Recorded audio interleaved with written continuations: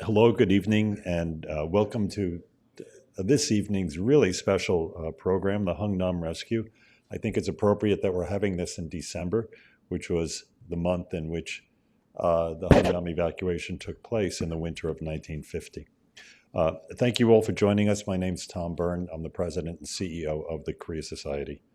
During the Korean War, naval and merchant ships from America and its allies rescued somewhere around 100,000 North Korean refugees, the largest and most amazing wartime humanitarian evacuation in history. In 2017, the Korea Society hosted Admiral J. Robert Lunny, who helped board 14,000 North Korean refugees onto the SS Meredith Victory, the last ship in Hungnam Port, which was being rapidly encircled by Chinese troops. Two of our staff made a very touching and poignant a short video about this. It's called Last Ship in the Harbor. Jonathan and also Peter Stemke did this. I highly recommend it. Very well done. I don't know why you don't have a career in Netflix or something like that, but I'm glad you're here at the Korea Society. So today we are honored to be joined by the last known surviving crew member of the SS Meredith Victory, Burley Smith, who will recount his personal experience at Hungnam in December 1950. Burley was born in Islip, New York on January 9, 1929. Shortly after graduating from the United States Merchant Marine Academy in Kings Point, New York, he was assigned as a junior third mate to the SS Meredith Victory in Norfolk, Virginia. During his 6-month assignment in Korea, his vessel, the freighter SS Meredith Victory, was part of the convoy for General MacArthur's brilliantly strategic Incheon landing, and also part of the brilliantly humanitarian Hungnam evacuation. We are also delighted to welcome Dr. Joshua M. Smith. He is an associate professor of humanities and the director of the American Merchant Marine Museum at the United States Merchant Marine Academy. The 75th anniversary of the Hungnam Rescue in 2025 will be marked by a long-term exhibition at the American Merchant Marine Museum, AMMM, alongside exhibitions in Korea. Before we begin the conversation, I want to thank the Korea Foundation and our corporate sponsors, the names of which are prominently displayed in the lobby, for making this program possible. We welcome your questions live. We will first provide an opportunity for our in-person attendees to ask questions, and after that, we will welcome questions from our virtual audience. For our virtual audience, please send your questions throughout the program to policy@koreasociety.org. The moderator for today's discussion is Korea Society's Policy Director, Jonathan Corrado. Over to you, Jonathan. Thank you very much, Tom. And thank you for our in-person audience for joining us today and our over 200 people who signed up to watch this live. So a lot of interest in a really tremendously impactful and heartwarming story as told by a first-person account and a historian, which is my favorite way to attack these types of issues, is to get a direct first-person depiction of what exactly happened, and then to look at it through the lens of history so that we can understand what the larger meaning is in the context. And so thank you so much, Burley and Josh. This has been a long time coming, and it's such a pleasure to work and collaborate with you, and we welcome you wholeheartedly to the Korea Society today. So we're going to kick off with the historical bit, and for that, I'm going to go over to Professor Joshua Smith. So the show is over to you. Okay, well, thank you so much. I'm a big fan of Korea and all things Korean and the Korea Society, and I've been coming to quite a few of these events over the years, so it's a real pleasure to be on the wrong end of the meeting room. So the American Merchant Marine Museum is in Kings Point, New York. Easy commuter rail ride from here, and if you get all the way to the back of the museum, you'll find this collection of medals called Gallant Ship Awards. One is pictured here. And these are rather interesting medals because they aren't something that you would pin on somebody's chest. They're actually medals for a ship. And so they are of ship-type dimensions. This medal is about 24 inches across. And these medals are given for ships that and their crews that conduct especially impressive feats, many of them humanitarian. And for my money, I've always found the Meredith Victory the most deserving ship of them all, with rescuing these 14,000 plus Korean refugees. So we have these medals in the museum. I'd love for you to come see it in person. And I want to give you some of the background to the story. And then Burley's going to, he's the real interesting guy in this story. He's going to tell his side. So along with this medal, there is text that describes why the medal was granted. I'll read that out. At the height of the epic-making evacuation of Hungnam, Korea by the United Nations forces in December 1950, the Meredith Victory was requested to assist in the removal of Korean civilians trapped and threatened with death by the encircling enemy armies. Most of the military personnel had been pulled out, and the city was aflame from enemy gunfire. Despite imminent danger of artillery and air attack, and while her escape route became more precarious by the hour, the Meredith Victory set her course through enemy minefields, and although having little food and water and neither doctor nor interpreter, accomplished the 3-day voyage to safety at Busan with her human cargo, including several babies born en route, without loss of a single life. The courage, resourcefulness, sound seamanship, and teamwork of her master, officers, and crew in successfully completing one of the greatest marine rescues in the history of the world have caused the name of the Meredith Victory to be perpetuated as that of a gallant ship. And these are wonderful words. And I'm pleased to say, as a faculty member at the U.S. Merchant Marine Academy, that Burley was one of 5 Kings Point graduates of the U.S. Merchant Marine Academy on board that ship, including the chief mate who birthed a number of children, 5, I think. So let's talk about the Korean conflict, which is an unbelievably unpleasant topic to me because I have many Korean connections and family. It was a savage war. All wars are savage, but this to me was one of the most horrific conflicts of the 20th century. With we don't know how many people died. Estimates range from 2.5 to 5 million. About half of those casualties being military, half of them civilian, and then a lot of excess mortality beyond that, which would be disease, starvation, you name it. So 1 in 10 Koreans are thought to have died in this conflict, which is pretty horrible. And of course, technically, it's not over. North and South Korea are not in a state of peace, and that is a very awkward situation to be in, indeed. I'm not going to go over the history of the Korean War, but we know in June of 1950, communist North Korean forces rolled south, and very quickly the Republic of Korea forces and their American allies found themselves confined in the area around Busan. General Douglas MacArthur made a brilliant counterstroke, invaded Incheon, and forcing the communists to flee north, and UN forces pursued them to the Yalu River, and then the Chinese intervened with hundreds of thousands of troops crossing the Yalu, forcing a precipitous flight back south. And the way out for many American forces, both the Army and the Marine Corps, was through the port of Hungnam, which is in North Korea. And here you can see a diagram, and you can see there's the shrinking perimeter, a pretty orderly evacuation in many ways. They were able to grab all the equipment left, and they blew up what couldn't be destroyed. But there is another element, and to me a more interesting element, and that is, let's see, the Korean civilians. And I think one of the things about the Hungnam evacuation is that this is a civilian story, and it isn't just about Americans deciding, oh, we're going to rescue these people.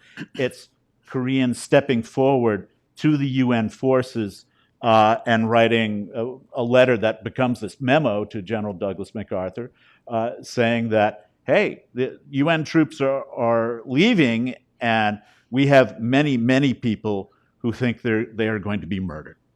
And I think murdered is the right term. They're going to be slaughtered by the communist forces if they remain behind, either because they're Christians or they're minor officials who cooperated with the UN or whatnot.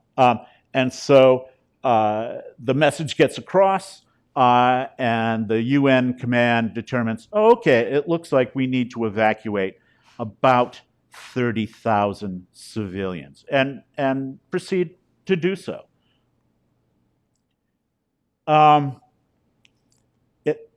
30,000 quickly becomes 100,000.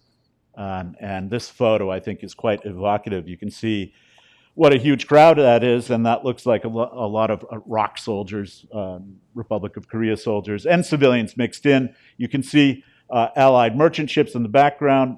Burley, is that a victory ship? That's a victory. That's I thought a sister ship to what we were on. Yes. Okay, so I think I know its name. But a very crowded scenario, and these Allied merchant ships are asked, some say ordered, it's a little bit debatable, to rescue these people by taking them on board. I would also point out that the Hungnam evacuation is also an example of Koreans helping Koreans, that the infant ROK Navy is deeply involved, that there are civilian ships involved, and traditional Korean craft rescue people as well. But these aren't capable of taking the tens of thousands of people who need to be taken away. And what happens is they are loaded onto these UN ships. These are Korean civilians coming on board the Meredith Victory, and with everything on their back. And the miraculous thing is that on this cargo ship, which has no provisions for these passengers, that the number that gets mentioned most frequently is about 14,500 Korean civilians are jammed into its cargo holds. And nobody was counting the babies and the bodegis on the backs of their mothers. So potentially more than that. But you can see they're loaded down with all their worldly goods, because this is a one-way trip. When you leave North Korea, you are not going back. Burley has told us that this is probably a photo of at the end of the voyage, which is 3 days long. He'll tell you a lot more about that. And I think he said he knows that's the end of the voyage because it's sunny out. You can see it's sunny out. And that was not the case in Hungnam, I gather. Hungnam was a bit darker, if I recall, yes. Okay. And they're smiling here, I think, a lot of them. So they weren't smiling when they got aboard. Yeah. They didn't quite know where they were going. Oops, I hit something weird there. I hit something really weird there. Technology is so much fun. Okay, here are the orders that the UN forces are to evacuate civil government officials and their families, together with as many other loyal and non-communist citizens as shipping space would allow. I don't know about you, but I usually can't tell a communist just by looking at them. So I'm not sure exactly how that worked out, but I imagine it wasn't a very gentle process if you were suspected of being a communist. So we have here a list of the various ships, Japanese ships. There were British ships there, although I don't think the British ships took civilians on board. And these LSTs, which are landing ship tank, which could be operated by either the Japanese or the Americans. Meredith Victory, Burley's ship, takes the prize with 14,500. The other ship we saw in the photo was probably the Virginia Victory, with, again, 14,000 people jammed onto it, which is quite something, for a total of about 86,000 on these ships alone, and there were other vessels as well. One of the things that struck me about this story, which still brings me almost to tears when I start researching it, because it's a really beautiful story of humans rescuing other humans when other humans yet are trying to kill them. which seems to happen a lot in this world for some reason. But when the Meredith Victory gets to Busan, there's a naval officer in charge of controlling the port and where ships anchor and all that. And they can't figure out what's going on with the Meredith Victory. There's all this dark mass on deck. And you can see from this quote, it was simply a dark, solid mass. And as the ship came nearer, we could see it was human beings. They were packed so close you wondered how they could breathe. And there wasn't a sound from them.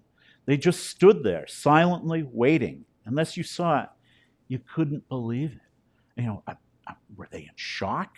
Were they just numb? Were they thoroughly exhausted? But it's quite a thought of 14,000 people just completely mute. And unable to communicate, no interpreters, can't find out where they're going. They must have been very scared. It must have been terrifying. Another part of the story that attracts many people is the master, as we say in the Merchant Marine of the ship, or captain, what most people would say, is Leonard Leroux, who had been a career sailor, merchant mariner in World War II, and I'll let Burley talk about him later, his character, but I think fair to say a deeply religious man. Yes, never one who tried to proselytize or tell others about religion or how they ought to behave, but he in himself was a very religious man, and it only came out in little bits. If I may, the ship was in Yokohama loading for Korea, as we did every couple of weeks, back and forth. He and I were standing on the bridge one night, ships alongside the dock, and the crew was going ashore right after dinner. And the only thing I ever heard Leroux say that was personal to me as one of his officers, or anything that had any tinge or hint of religion in it, was as the sailors were going down the gangway to go ashore, he said, "Look at that, Smith." He said, "There they go, looking for booze and women." And I thought, it's an interesting comment, because it's what sailors do when they're in ports overseas, but it obviously affected Leroux. He couldn't, although he had been going to sea for, at that point, nigh on 20 years, it still bothered him.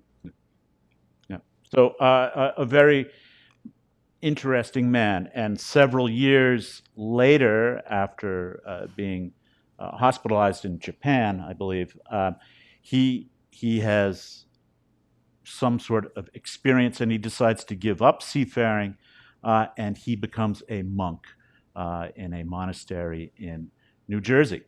And people would come and visit him there, but he was always, to my knowledge, and we have a lot of his photos and letters in the museum's archives, always very, very modest about this.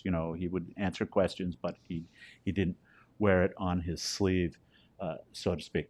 I would also point out that Burley and I are both named Smith, but we are not related. Those of you named Kim get it. There's a story, if I could interrupt. In the beginning, God named everybody Smith. There were no other last names.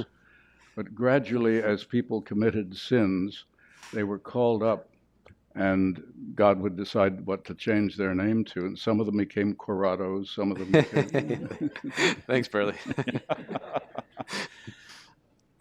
So when I go to Korea sometimes and I talk about this story, and my big question is, because I'm an academic and trying to create a question, is who does this story belong to?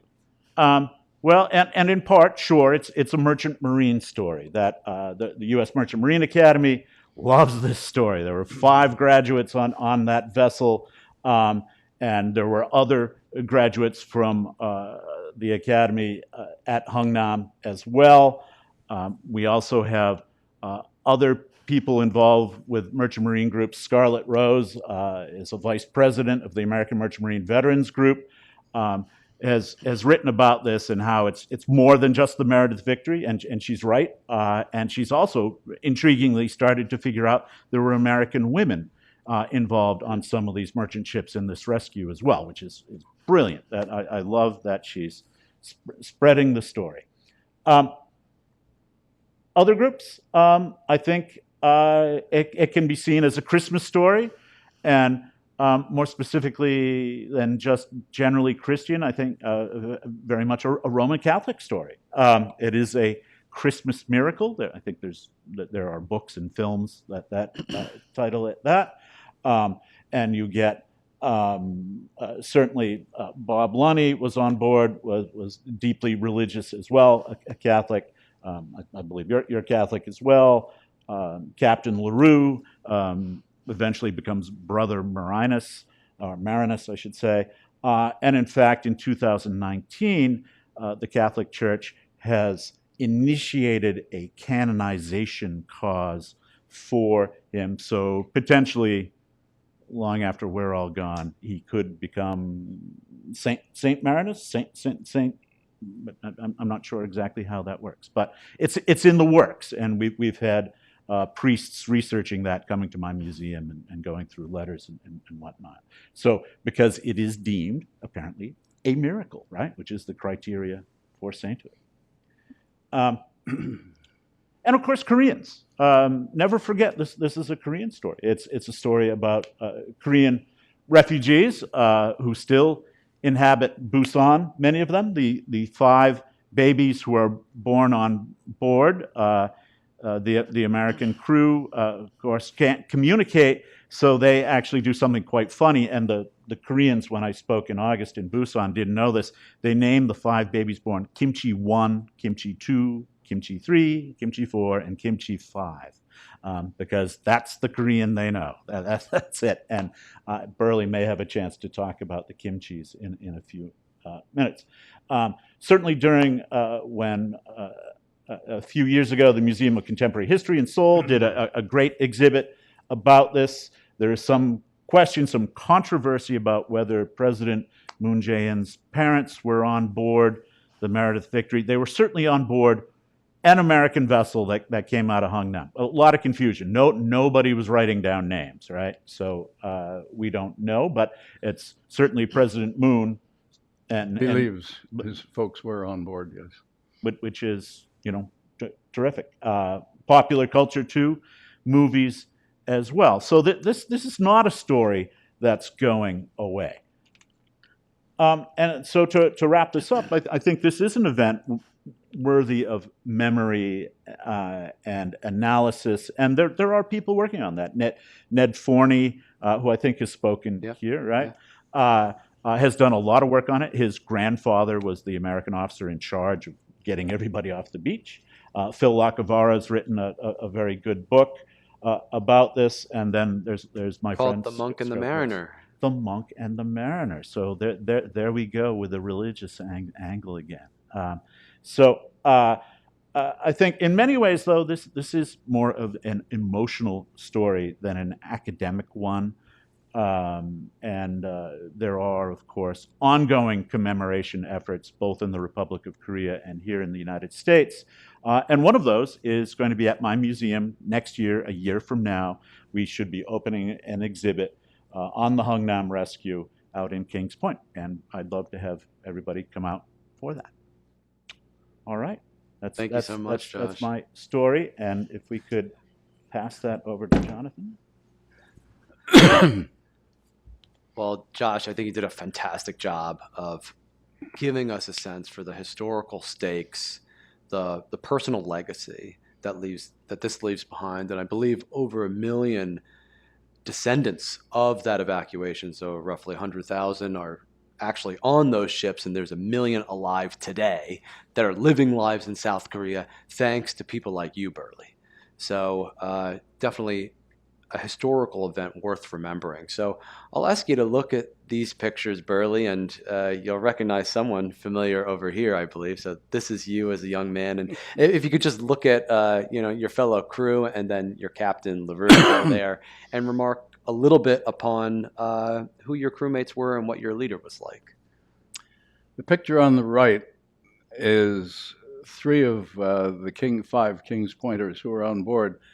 3 of us were, in fact, classmates myself on the right, Al Caulfield, an engineering cadet next to me, and Merle Smith, another engineer from Kings Point. We were all in the same class.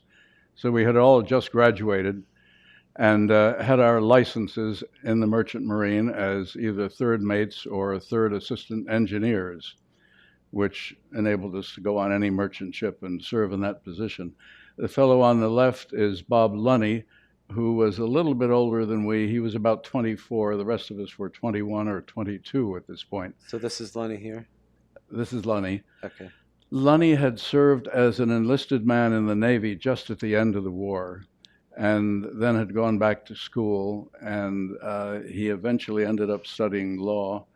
And but at this point, he was working in the Merchant Marine, presumably to avoid being called up again to another service in the Navy. Right. So he had already served as an enlisted man in the Navy at this point. He was our purser, and the purser's job was to keep track of pay and food supplies and things of that nature. So this is all your first time at sea. This we have just service in arrived. Korea. Yeah, no. As cadets at Kings Point, and I presume at Maine where you went, Josh, we spent 1 year, in our case, the sophomore or second year at the academy, the second year of 4 years. We'd be assigned to a merchant vessel, usually one or two merchant vessels. These were the days when the American Merchant Marine had up to 5,000 ships that were actually operating in foreign trade around the world. Now we have under 200, believe it or not, which is something else that needs talking about at some point. So we had all been, the three of us had been to sea for a year as cadets, and knew the system. We stood watches with the mates if you were a deck cadet, or down in the engine room. In those days, engine rooms are not what they are today, air-conditioned places where the engineers sit in white overalls. They were dirty, smelly, noisy, oily places that you could hardly speak in. But we got on the ship, and this is one of the life rings from Meredith Victory, just gives the name of the ship. And that must have been taken probably as we got on the ship in Norfolk. Right. So this is the middle of, the war started the 25th, I think, of June 1950. We graduated probably 10 days before the war started. Wow. And we all applied for jobs on ships because we were all poor as church mice. And I drove a taxi in Atlantic City for a couple of weeks, got my assignment to Moore McCormick Line, who I thought would be a good place to go because their route was to Scandinavia and South America. Mormac sent me a telegram saying, report to the Meredith Victory down in the James River in Norfolk. And I thought, okay, fine, we're off to Rio or we're off to Stockholm. And in fact, we were all off to Korea. We didn't know it at the time. So were you, just to get into your head while you're navigating through the minefields, approaching a war zone in Incheon and approaching a war zone at Hungnam, are you scared? I don't remember ever being really scared. No, Jonathan. You were always busy.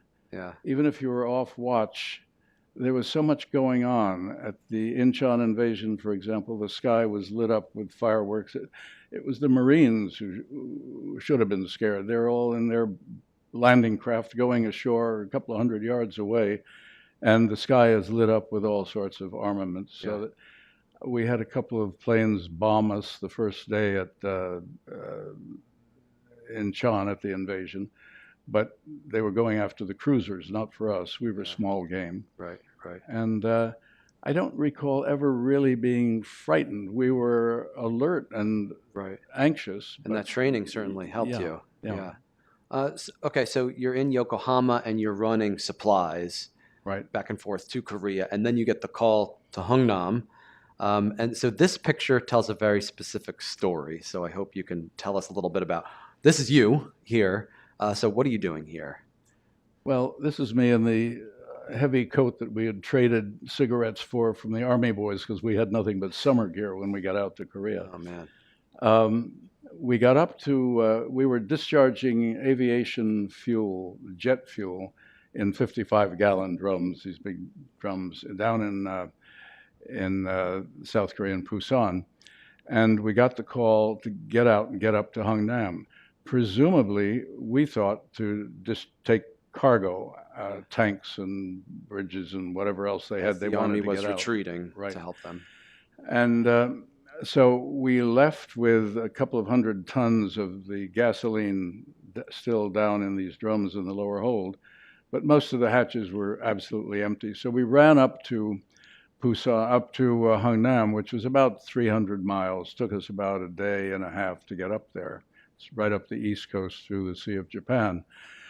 And when we got up there, the Koreans and the Russians had laid what was said to be the biggest minefield ever laid. I don't know if that's fact or not, but the minefield covered the whole area of Wonsan and Hungnam Harbor.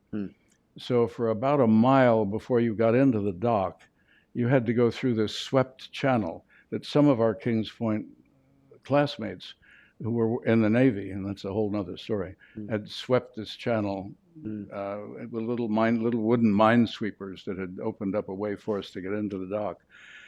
As we got to the entrance to the minefield, it was a morning. Mind you, we're in late December. It's December 22nd, I think, and colder than blazes. And our radio, on these ships at that time, a merchant ship, you had the only communication you had was either radio telephone, if you weren't afraid of anybody else picking up the messages and locating you where you were, or the old-fashioned radio key. So each of these merchant ships would have one radio operator, but ours happened to be ill. So he was down in his cabin. He couldn't leave his cabin. So we had no way to communicate with the Navy or any of the authorities in the area there at Hungnam. So no way to know how to navigate the minefield. Nowhere to know anything. How do we get in?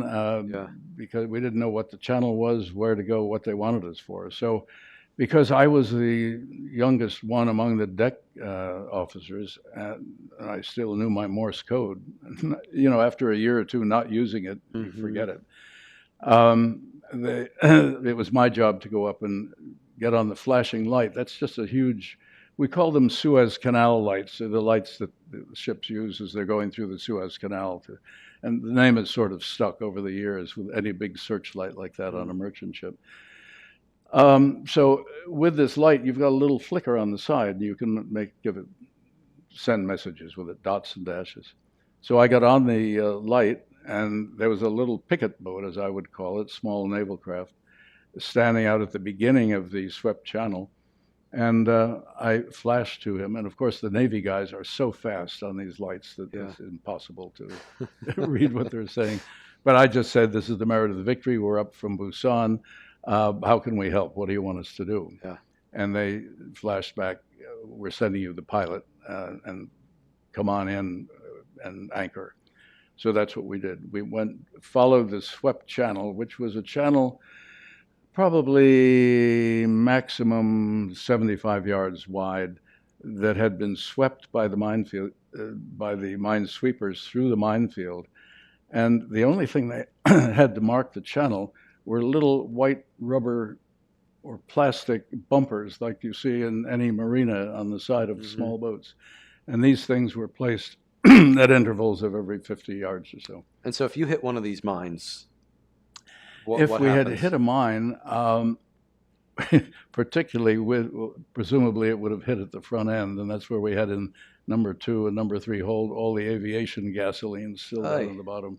That any mine would have sunk us probably. Wow. But with the gasoline down there, it would have been a conflagration.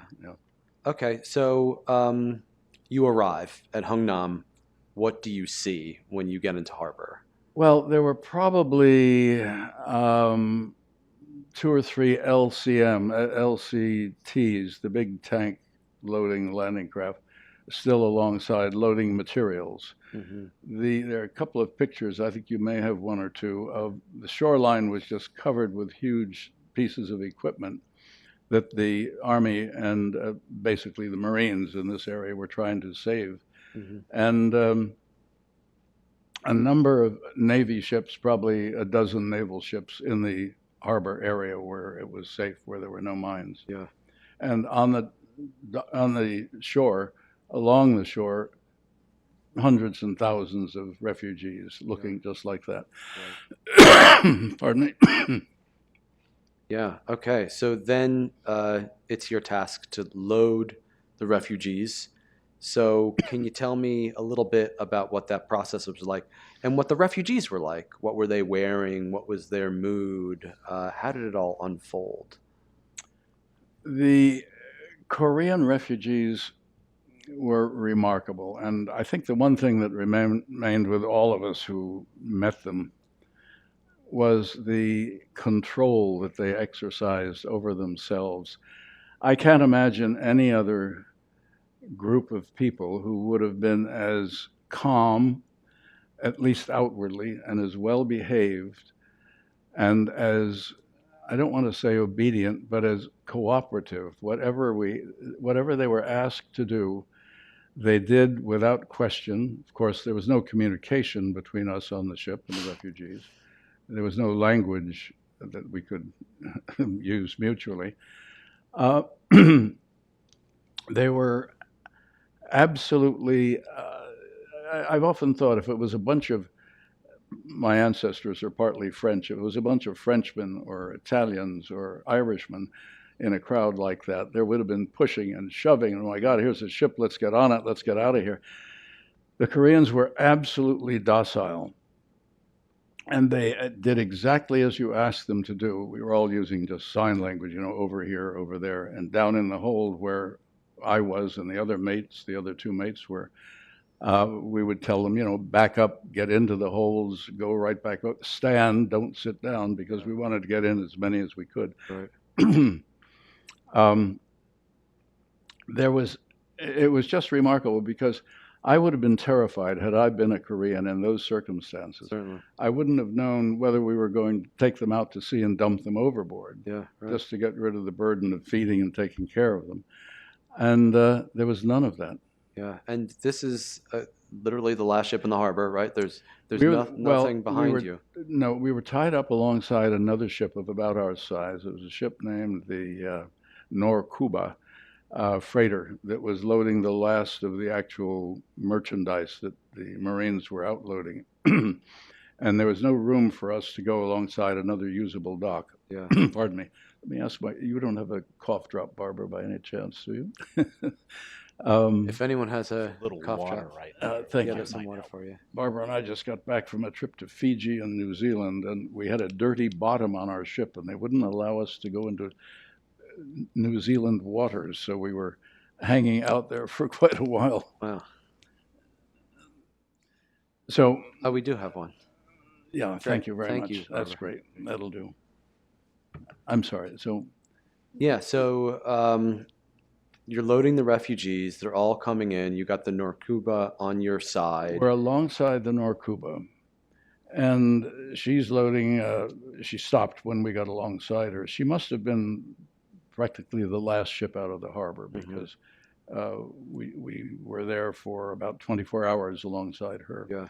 And the Marines lined up the refugees, and they had built platforms about almost as large as this platform here that we hooked onto the ship's gear, and we lifted them off the dock. You would put maybe 20 or 25 refugees on a platform, lift them up, put them on the Norkuba, and then they would walk across onto our ship on little wooden passageways that had been built.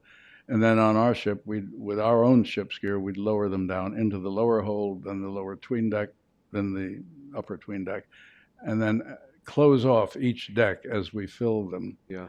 But I would make them, and the other mates did as well, we would make the refugees stand up in the hold, just as if you folks were refugees. We'd push you back against the bulkheads, against the walls, and stand until the last space for a pallet coming down full of people was there. We'd then close off the hatch with putting these huge steel beams across the hatch opening, and then wooden hatch boards on top, and then load the next deck above so that you'd get maybe, I don't know, I would estimate we probably had anywhere from 1,000 to 1,500 people on each layer of the 3 layers in each hold. And there were 5 holes in which this was happening. Yeah. And they're sealed in. They can't move. They can't move. There's enough ventilation, obviously, not forced ventilation, but just natural ventilation through the big open, through the big open ventilator tubes. And there was no light, there was no water, and interestingly enough, of course, there were no toilets. Yeah. So these folks were down there from the 23rd, I believe, we began loading, 23rd of December, 2 days before Christmas. And they were down there from the 23rd. We sailed on the 23rd, so we'd finished loading. And they were down there for at least 4 days total, the ones that were first on board. And they couldn't come out. There was no way for them to get up. Yeah. And all sorts of little stories around that, because some of them were trying to light fires on top of the gasoline drums at one point. Oh, no. Heat rice. And so they did bring whatever they could. So some of them had brought their own food and water. Yeah, and the military, the Marines had been giving them whatever they could in the way of uncooked rice on the dock. Yeah. Water, of course, the only water that these folks had walked for days, many of them, the landscape was covered with snow. It was icy, it was bitter cold, and God knows how long they'd been on the road by the time they got down to that area. So water, I'm sure the only water they had was the melted snow that they managed to get. Wow. Okay, so now you've loaded all the refugees onto the Meredith Victory, and it's time to depart from Hungnam and make your way to where? What's the plan, and how do things go?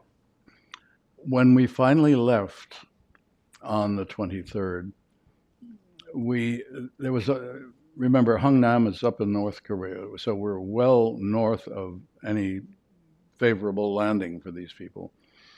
LaRue, the skipper, decided that Pusan in the south was the only place to go, and we knew that there were other ships heading down that way as well.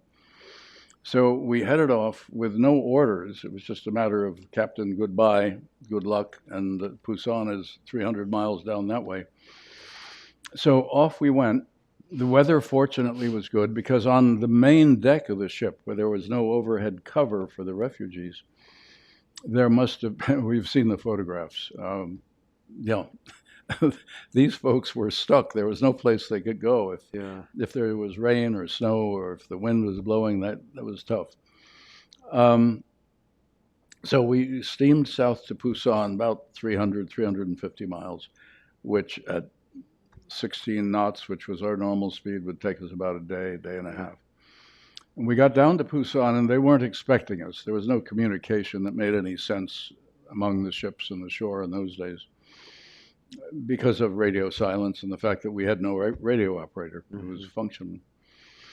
We got to Pusan, and the authorities said, what the hell? We hadn't anchored yet. Yeah. We didn't know what dock we were going to go to.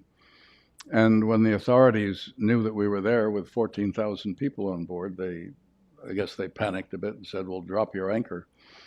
So we waited for about, I would guess it must have been 12 hours. And the military finally decided, because we had these people aboard who had not been eating or drinking, or even seeing any light for 3 days, or at least 2 or 3 days now. They finally decided to let us come alongside, because they were not going to accept any more refugees in Pusan.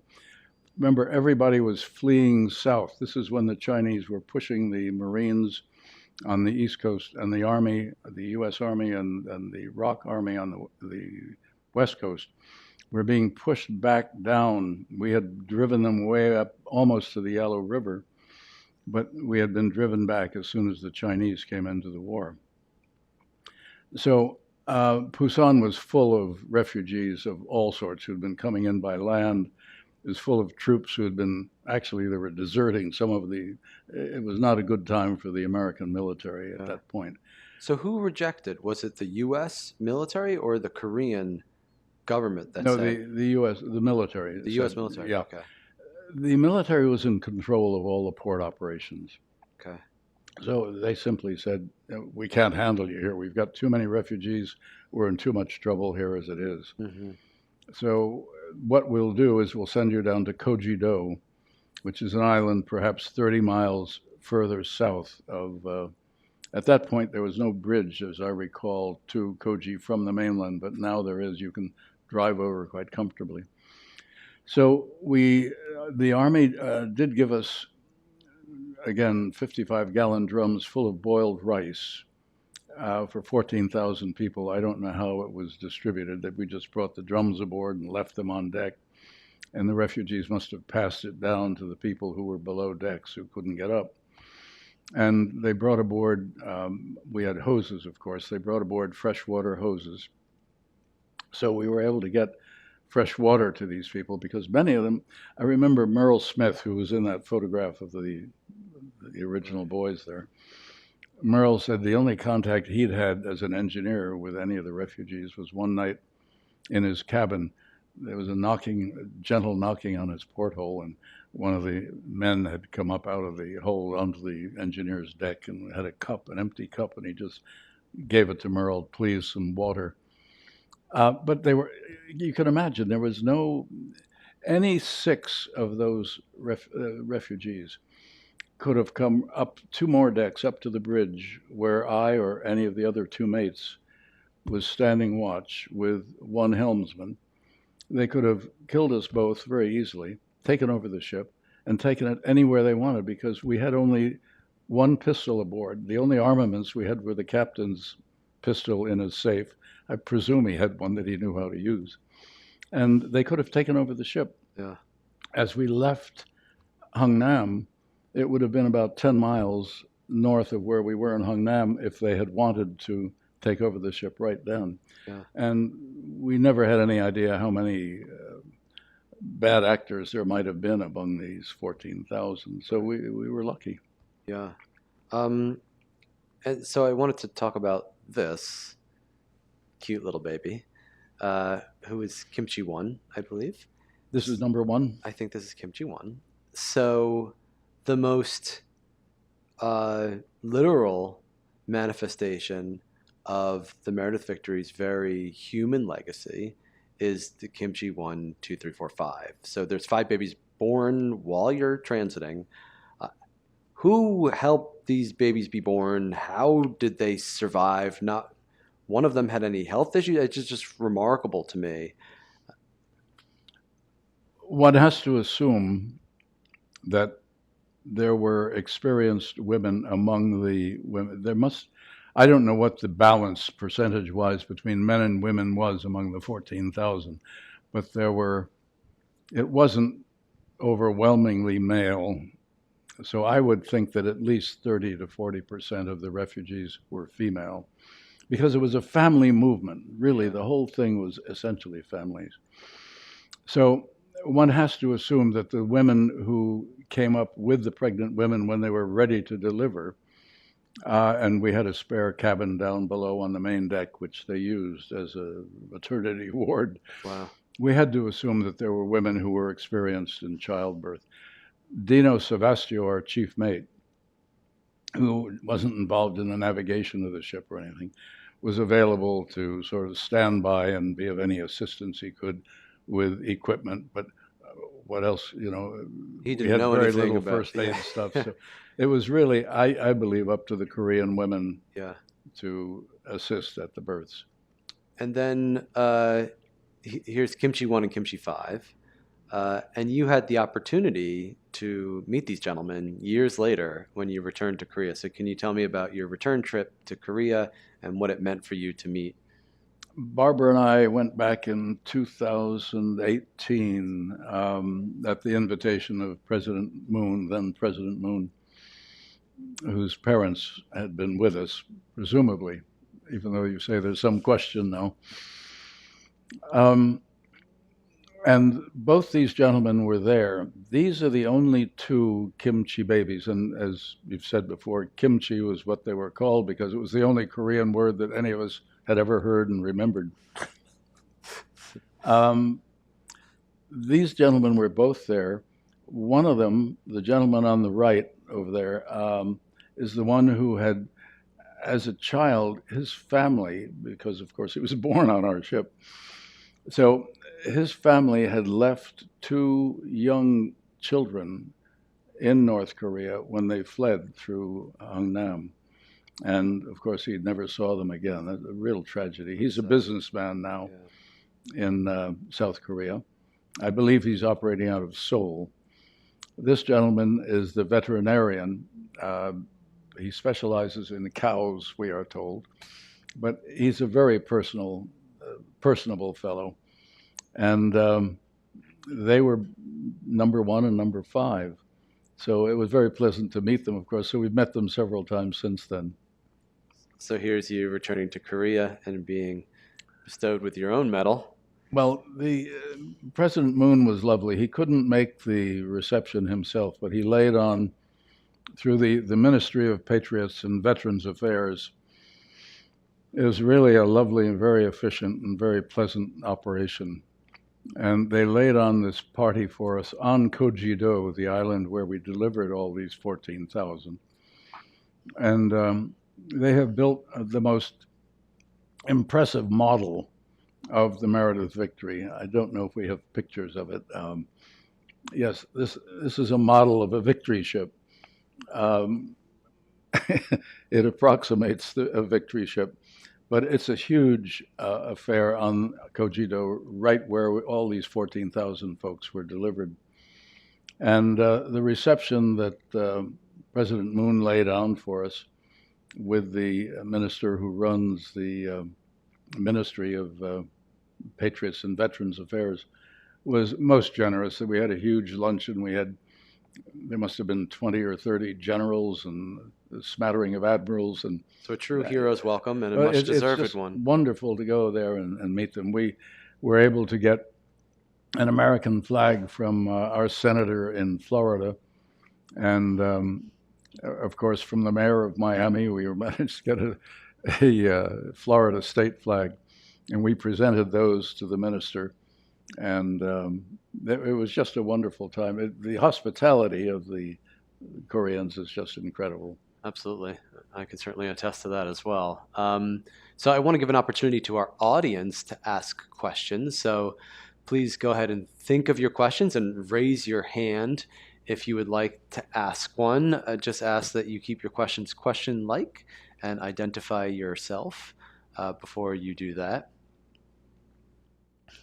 So as we're waiting for our audience to kind of percolate here, what is the big takeaway that you would like people to know about what happened all those years ago? And this is for both of you, Josh and Burley. Well, I'd like to say I think sometimes we forget that while Americans don't always do the right things, this is certainly an example of where they were doing the right thing, selflessly trying to help other humans who happen to be Korean. And I that gives me hope in this big messed up world. Absolutely. One of my reactions has been that the nerve, the bravery, the absolute determination of these North Korean refugees to do what they did at a time when the country was being devastated by the Chinese and the American forces. For these people to uproot and leave their homes, their friends, in many cases their families, as we just saw, to go off to God knows where when this is one of the poorest countries in the world when all this is happening, when the war started. Korea was a nothing internationally. And for these folks to have the guts and the nerve to do what they did, I can't help but believe that there must have been the fact that Korea, within 2 generations after 1950, became the 10th largest and most successful economy in the world from the base that they started at when we were out there in 1950. I can't help but think that this group of North Koreans must have been an example in many ways to the South. They must have been terrified. But what they did was bravery beyond the scope of anything I can imagine, with babies on their backs in the cold, with the shells. At Hungnam, as we loaded them, offshore is the Missouri with her 16-inch guns, and our 30 or 40 naval ships all firing onto the hills right there in Hungnam, where the Chinese fires could be seen at night, their campfires. And the noise and the confusion, the American aircraft, the fighter jets that were coming down and dropping napalm on the Chinese within sight of us on the dock. I mean, if you're going to be scared, that's the time to be scared. Yeah. And these folks moved on through it. They didn't scream, they didn't holler, they didn't make any noises. And they integrated into South Korea, and South Korea became the 10th largest economy. You can't help but admire both the North and the South. And I keep thinking, for gosh sake, let's hurry up and do what President Moon was trying to do, get them united, get the whole thing together. End this war. Yeah.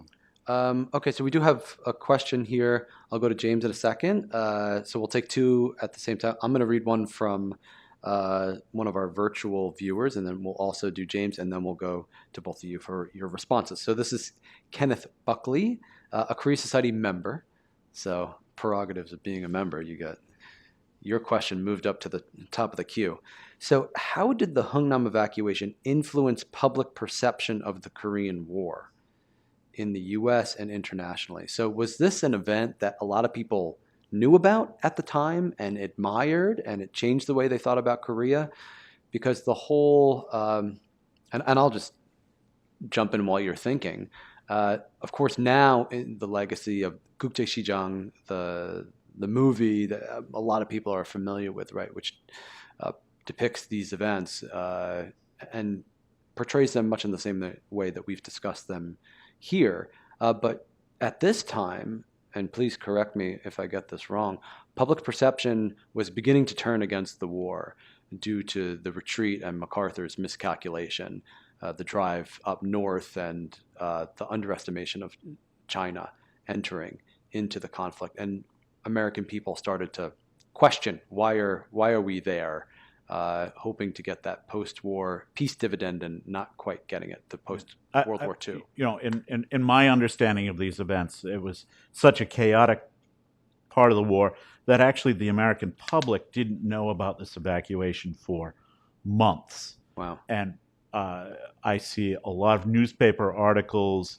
or items in Reader's Digest or other sort of, you know, middle-brow publications that get used throughout the 50s, especially as sort of an awareness of the Cold War and that the communists were killing people, and the U.S. shows up, the cowboy in the white hat, rescuing people. So propaganda is probably too strong a word, but there's certainly a message. But it takes a while for the story to get out, as far as I can tell. Even in your company's newsletter, it takes months for them to figure out what happened. And the actual awards, when the crew members start getting medals for this and whatnot, is years later. And so the story took a long time to build, and I think in some ways is still building. Yeah. It was known as the Forgotten War. So Burley, did people, when you returned to the U.S., did people know, and you told them, yeah, I was on the Meredith Victory and helped with this evacuation of refugees. Did people know what had happened, or were they like, oh, that's cool, good for you? Not really. I mean, it was not something that they wanted to talk about, and there wasn't a lot of interest back home. Yeah. Okay. Well, I'm glad that that's being vindicated and there's more interest today. That's a positive thing. Let's go to James for your question. More than a question, so it's more of a thank you. So I'm the one of those babies.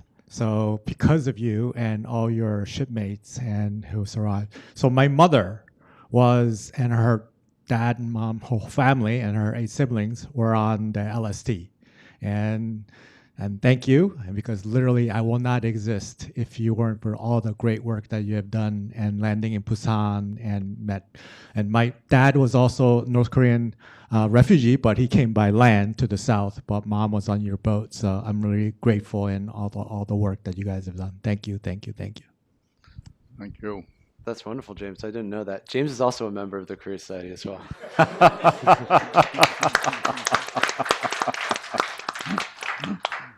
That's a hard one to top, but we'll take other. I think you had a question in the back there. Yeah, we'll get a microphone for you. All right, Bertie, thank you for your service. I'm Ben. I'm a lawyer based in New York. Don't hold it against me, please. My question is, what's your message to today's China, where I came from? If you asked 10 people on the street in China, 9 out of 10 will tell you that America started Korean War because of decades of propaganda in China. And over the recent years, including this year, the movie that tops the box office chart in China has been Korean about the Korean War, in which, well, of course, China taught America a lesson and emerged victoriously. And that's as much as Korean War has been a forgotten war in America. It's not forgotten in China, but not remembered in the right way. This is a great question. Do you have a message about to China? So if I could just add a little bit to provide some fuel to his fire, the way that movie is depicted, it's Chinese soldiers fighting Americans. You don't see any Korean units in that. So they're really emphasizing the Sino-American nature of the confrontation. So Korean War for the U.S. side, of course, the forgotten war in many, many senses, but in this other sense that it is the first and only time that the U.S. and China have actually fought one another. And that is just evaporated from our strategic memory is a tremendous shame. So what I'll just add, what should Americans learn based on that fact, and what can we impart to people in China who might be interested in this? My experience with China goes back to 1947 when I was a cadet. And we used to run from San Francisco out to Shanghai, Hong Kong. And Chiang Kai-shek was still running China at that point. So that's the China I knew initially. Mao was on his way down from the north. Shanghai was a complete disaster. The streets were full of people sleeping. At night, you had to walk down the middle of the street because there were folks sleeping all over the sidewalks.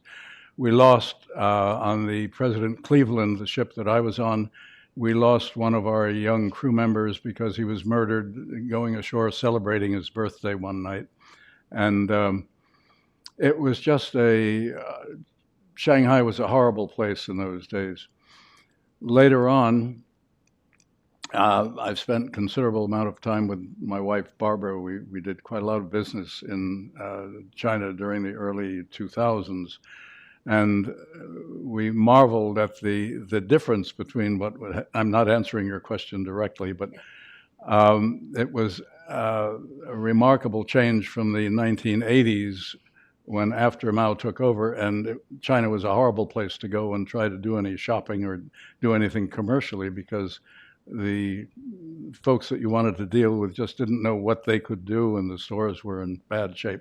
So China's gone through a lot of phases. I think to answer your question, my feeling is that we never should have had the problem with China at the end of the Korean War if it weren't for the ego of MacArthur. And I think that Truman did what he could. He met him in Guam, I believe. MacArthur really was running things, and he was a brilliant strategist and tactician. But his ego carried him away, and he wanted to use the bomb, as you know. He wanted to blockade the entire coast of China. What are we doing with our Navy, he said at one point. We will take over the whole place. For Washington, for our own president to have allowed this to go as far as it did, I think was the the straw that broke the camel's back. And I think it was a great tragedy, both for China, because millions of Chinese were killed. It wasn't an easy thing. And that never should have happened. But I think it was I think it was MacArthur's fault initially, but our government's fault in allowing MacArthur to go as far as he did. I just add that another facet of this Sino-American conflict in the build-up to the Korean War was that we did not have diplomatic relations with China at the time. Zero communication, direct communication whatsoever. So that warning that Zhou Enlai gave in early October about the intervention was carried through the Indian ambassador to China. And so everyone throughout the US government thought it was a bluff, right? So this is the dangers of not having open strategic lines of communication and contingency planning. And I think that's one of the warnings too. How might the United States have shifted its strategy? You can stop along the thin waist of North Korea from Pyongyang to Wonsan and hold the line there. I think China invades no matter what in the Korean War. If we cross the 38th parallel, I think China comes in, whether we go all the way up to the Yalu or not.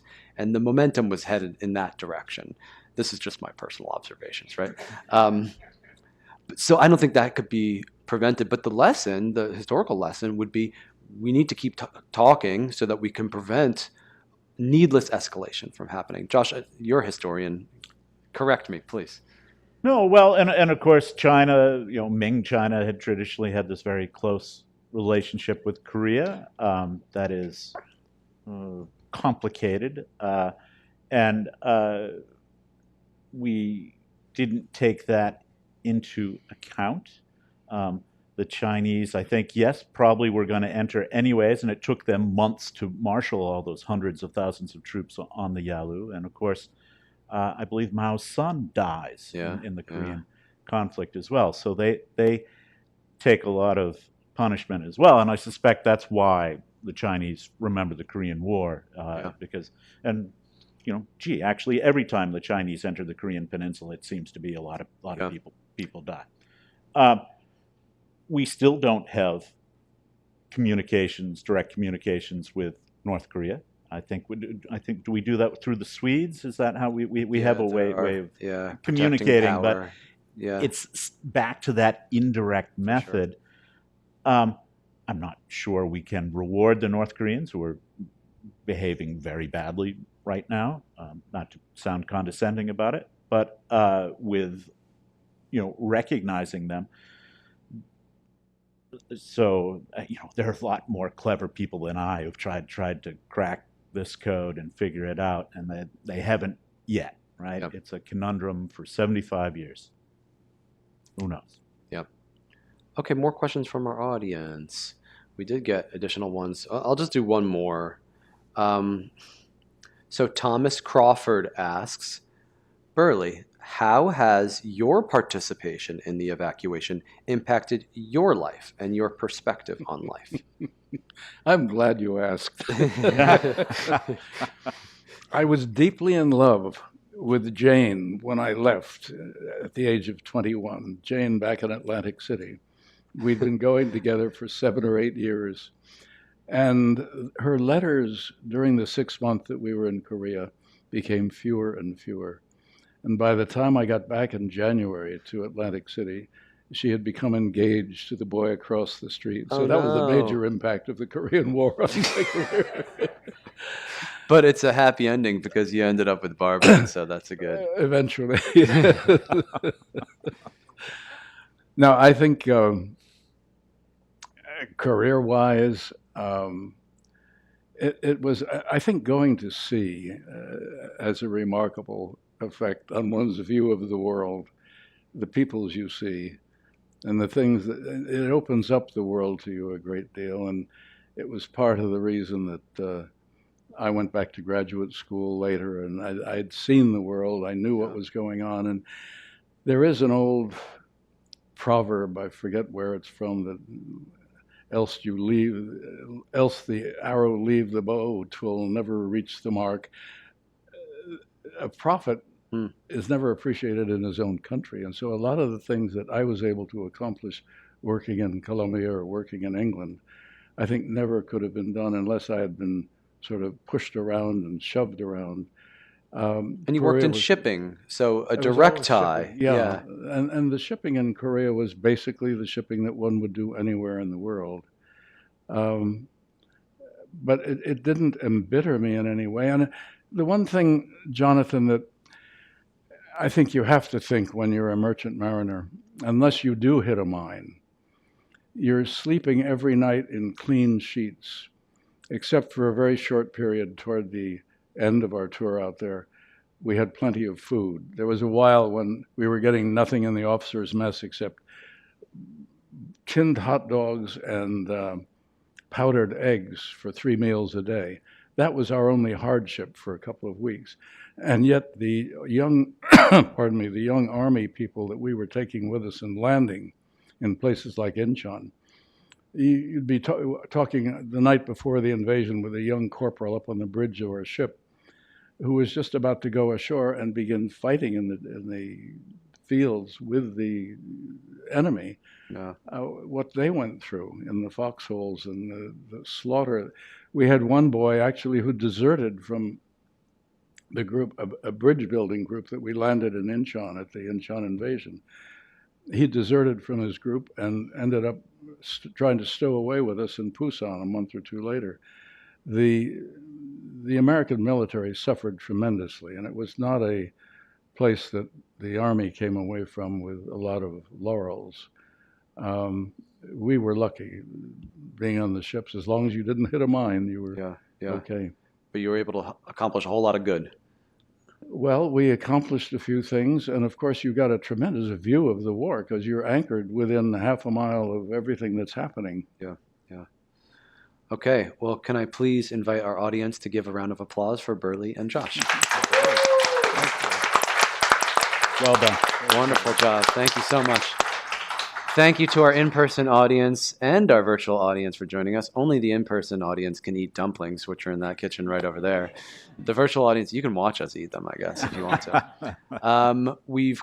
This is our last in-person program of the year for the policy team, and I think that's only right, that this is the one that brings us on home into the holidays.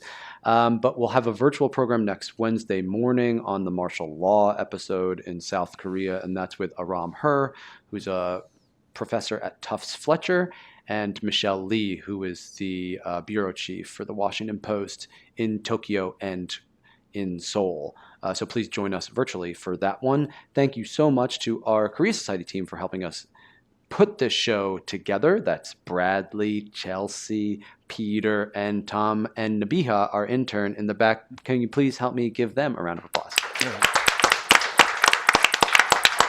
So hang out with us. Please come up and talk to our wonderful speakers, eat some dumplings, and have a wonderful evening. Thanks for coming to the Korea Society. Good night, everybody. All right.